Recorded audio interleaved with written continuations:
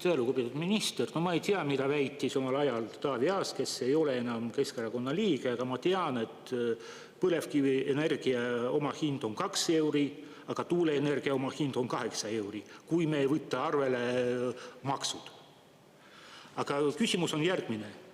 Ma ei tea, kas te olete kursis, kuidas elektri hind Eestis tänapäeval kujuneb. Uurisin seda teemat ja sain huvitavat infot. Selgub, et vaid 11% tehingutest Nord Pooli börsil lõpeb reaalse elektriostud lepinguga. Ülejäänud 98% on spekulatsioonid. Sain ka vastuse küsimusele, miks maksab elekter Eestis rohkem kui Soomes. Selgub, et hinnavahe pistetakse endale taskusse meie ettevõtte Elering ja selle Soome partner. Mul on küsimus, kas sellist olukorda saab nimetada vabaturuks ja ausaks konkurendiks? Ja kas ei oleks Eestis aeg kaaluda elektribörsilt lahkumist, kus meie tarbija sisuliselt rikastab spekulante? Aitäh! Aitäh, hea küsija!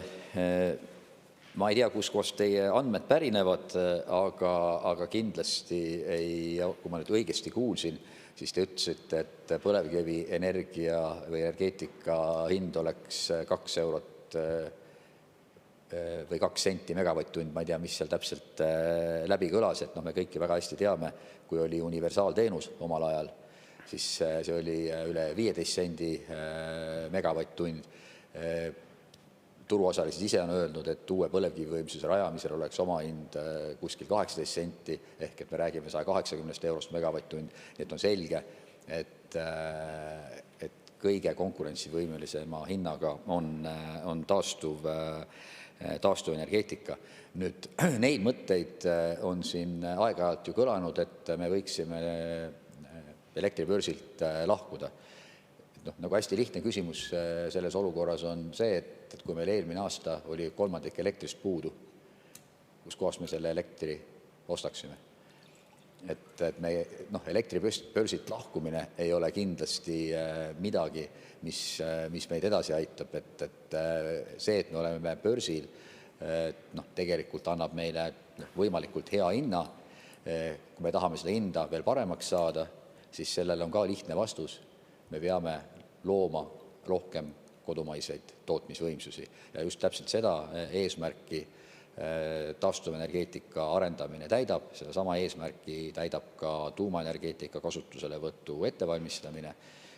See võtab tuumaenergeetika kindlasti pikemat aega, aga seda olulisem ongi, et me praegu valmistame ette seaduseelnõu, mida siis saab juba siin Riigikogus arutada järgmine aasta ja samamoodi tuumaenergeetika kasutuselevõtuks tuumaregulaatori loomine, nii et regulaator oleks valmis tööle hakkama 27. aastast.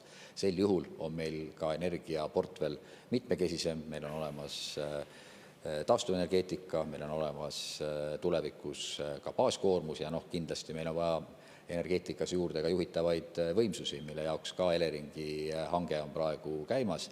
Ja siin me siis räägime gaasielektrijaamadest. Nii et pikk jutt kokkuvõttes, rohkem kodumaist tootmist, juhitavad võimsused, mida me vajame taastuva kõrvale, turvalised välisühendused ja tegelikult laiemalt kriitilise energiataristu turvalisus on see, mis meile tagab lõppkokkuvõttes konkurentsivõimelisema hinna, energiajulgeoleku ja ka väiksema keskkonna jalajälje. Aitäh!